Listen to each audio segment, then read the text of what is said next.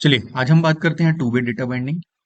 Two way data binding का क्या मतलब होता है, इसको पहले भी हमने डिस्कस किया है और आज हम इसको डिटेल्स में डिस्कस करने वाले हैं।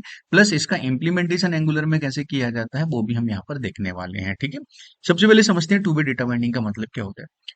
Two way data binding means data flows in both of the directions. मतलब बाइंडिंग इस तरीके से बाइंडिंग करना है एलिमेंट्स के बीच में, एचटीएमएल एलिमेंट्स और टाइपस्क्रिप्ट वेरिएबल्स या प्रॉपर्टी के साथ में इस तरीके से बाइंडिंग करना कि हम सेम टाइम पर डेटा को दोनों जगह पर यूज कर पाए। एचटीएमएल टेम्पलेट के अंदर भी हम उसको एक्सेस कर पाए, प्लस सेम टाइम पर हम उसको जो हमारा कंपोनेंट होता है या टाइपस्क्रिप्ट फाइल होती है उसके अंदर भी हम उसको एक्सेस कर पाए। तो इस तरह की जो बाइंडिंग होती है उसको टू वे डेटा बाइंडिंग बोलते हैं। ठीक है, टू वे डेटा बाइंडिंग को समझने के लिए इस डायग्राम की हेल्प लेते हैं। यहाँ पर जब हम किसी कंपोनेंट या टाइपस्क्रिप्ट के एलिमेंट को, टाइपस्क्रिप्ट के वेरिएबल को एचटीएमएल किसी एलिमेंट के साथ इस तरीके से बाइंड करते हैं कि यहाँ की वैल्यू हमें यहाँ पर एक्सेस हो, मतलब टेम्पलेट के अंदर एक्सेसिबल हो, और टेम्पलेट पर अगर हम कोई चेंज करते हैं, मॉडिफिकेशन करते हैं, तो सेम टाइम पर उस वैल्यू को हम यहाँ पर भी एक्सेस कर पाए, टाइपस्क्रिप्ट के अंदर भी एक्सेस कर पाए।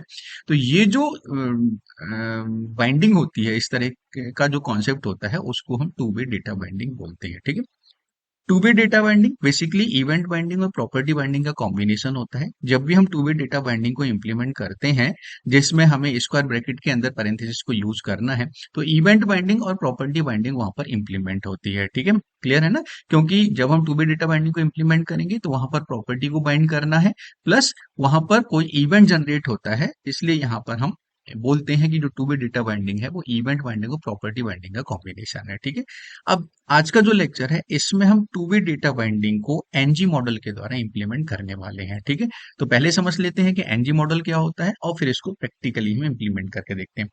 ng model is a directive that binds the html elements with the values or component variables।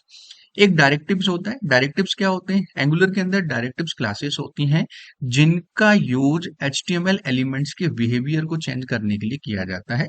ये एक सेपरेट लेक्चर है। आज के लेक्चर के बाद में हम डायरेक्टिव से डिस्कस करने वाले हैं, जहां पर हम डिटेल्स में देखने वाले हैं कि डायरेक्टिव्स क्या होते हैं, कितने टाइप्स के होते हैं और कैसे हम उनको यूज करते हैं। ठीक है, अभी आप समझिए, एक एनजी मॉडल जो होता है वो एक डायरेक्टिव्स होता है जिसका काम होता है टू वे डेटा बाइंडिंग को इंप्लीमेंट करना।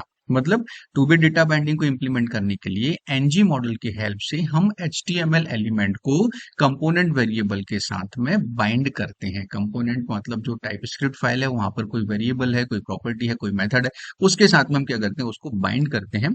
उसको बोला जाता है टू वे डेटा बाइंडिंग और इसको इंप्लीमेंट किया जाता है एनजी मॉडल के द्वारा। ठीक है, अब एंगुलर के अंदर एनजी मॉडल को यूज करने के लिए हमें सबसे पहले इंपोर्ट करना है एंगुलर फॉर्म्स को। इस मॉडल को हमको इंपोर्ट करना है। ठीक है, क्योंकि एनजी मॉडल जो है वो इसका पार्ट होता है, इसका एलिमेंट है, तो हमें इसको इंपोर्ट करना है। इसके इंपोर्ट करने के बाद में हम एनजी मॉडल को वहां पर यूज कर पाएंगे। ठीक है, चलिए देखते हैं इसको प्रैक्टिकली कैसे इंप्लीमेंट किया जाता है।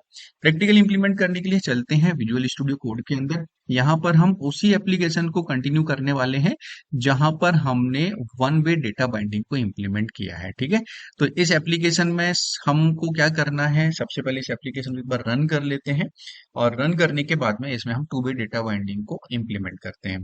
ठीक है, रन करने के लिए आपको सबसे पहले एप्लीकेशन फोल्डर के अंदर जाना है, cd कंपोनेंट इन एंगुलर। ठीक है, रन करते हैं इसके लिए। रन करना और ये सारी चीजें हमने बहुत अच्छे से डिस्कस किया है। यहाँ पर कुछ एरर जनरेट हो रही है इस एप्लीकेशन में। इस एप्लीकेशन में एक बार हम देखते हैं कहाँ पर कुछ एरर है।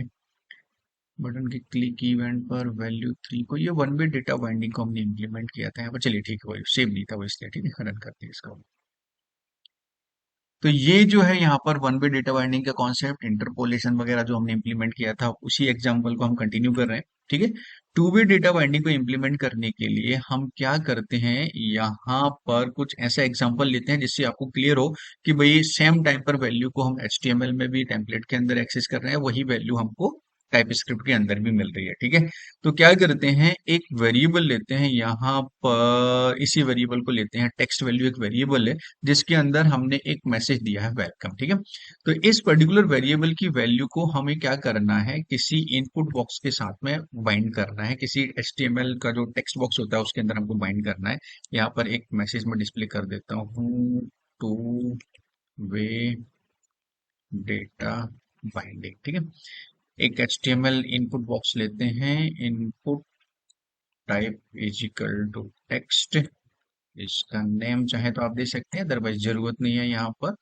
और इस टेक्स्ट को मुझे बाइंड करना है किसके साथ में, इस पर्टिकुलर वेरिएबल के साथ में। मतलब हम क्या चाहते हैं कि जब हम एप्लीकेशन को रन करें, इस पेज को रन करें, तो इस वेरिएबल की जो वैल्यू है वो आपके इस टेक्स्ट बॉक्स के अंदर आना चाहिए। ठीक है, क्लियर। तो बाइंड करने का हमने इंटरपोलेशन या प्रॉपर्टी बाइंडिंग का तरीका देख लिया है। हम यहाँ पर बात करने वाले हैं एनजी मॉडल की। एनजी मॉडल के द्वारा हम बाइंड करना चाहते हैं। ठीक है, तो एनजी मॉडल के द्वारा क्यों बाइंड करना है, क्योंकि हमें उस पर्टिकुलर वेरिएबल की वैल्यू, जो भी डिफॉल्ट वैल्यू है, वो हमारे इस इनपुट बॉक्स में आनी चाहिए।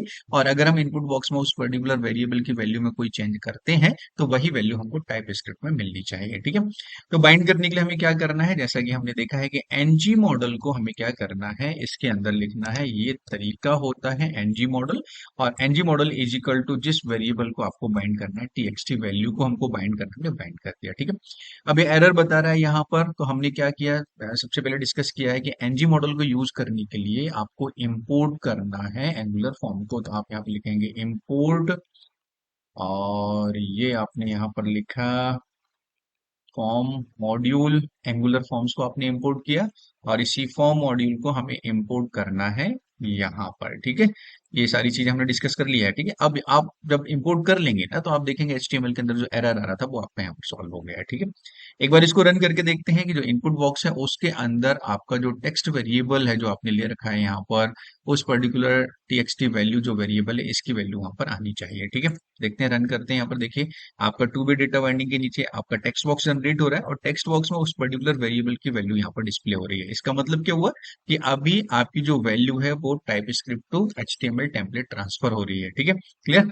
अब हम क्या चाहते हैं कि अगर इस वेरिएबल के अंदर, यहाँ पर हमने टेक्स्ट बॉक्स के अंदर उसकी कोई वैल्यू चेंज की है, ठीक है, तो ये जो वैल्यू चेंज होगी, हम यहाँ पर कोई इस वैल्यू को अपडेट करते हैं, चेंज करते हैं, तो सेम टाइम पर वही वैल्यू हमें यहाँ पर भी अपडेटेड होना चाहिए, इस पर्टिकुलर वेरिएबल के अंदर भी चेंज होनी चाहिए। तो हमें कैसे पता चलेगा कि वैल्यू चेंज हो रही है, तो हम क्या करते हैं, HTML के अंदर एक डिव ले लेते हैं। आपने यहाँ पे ले लिया डिव, और इंटरपोलेशन का यूज करते हुए जो आपका टीएक्सटी वैल्यू है उसको हम यहाँ पर डिस्प्ले करते हैं। ठीक है, क्लियर।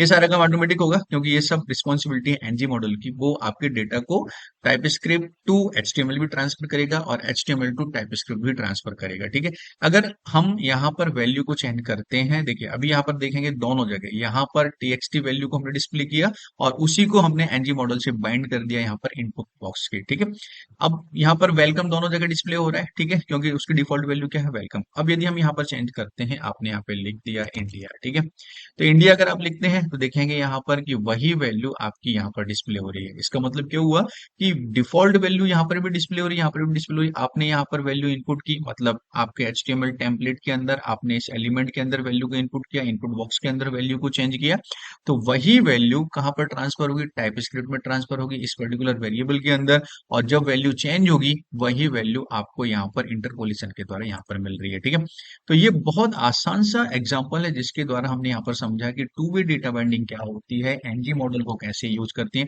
देखिए बात ध्यान रखिएगा, टू वे डेटा बाइंडिंग बहुत इंपॉर्टेंट है, क्योंकि जब हम एंगुलर के अंदर किसी एप्लीकेशन पर काम करते हैं, डेटाबेस से डेटा को डायनेमिकली हमें फॉर्म पर डिस्प्ले करना है, या फॉर्म पर हम कोई वैल्यू इनपुट करते हैं, उस वैल्यू को हमें टाइप स्क्रिप्ट के अंदर यूज करना है, डेटाबेस में सेव करना है, यूज करना है कहीं पर भी, तो वहां पर मैक्सिमम टाइम हम टू वे डेटा बाइंडिंग को इम्प्लीमेंट करते हैं। तो जिसको यूज करने का सबसे आसान तरीका होता है एनजी मॉडल को यूज करना। ठीक है, I hope you understood the meaning of two way data binding. इसके अलावा अगर आपको कोई डाउट होता है, कोई भी आपके कमेंट्स है, तो प्लीज कमेंट्स बॉक्स में जरूर लिखिएगा। Thanks for watching, please subscribe the channel and like the video. Take care, bye bye.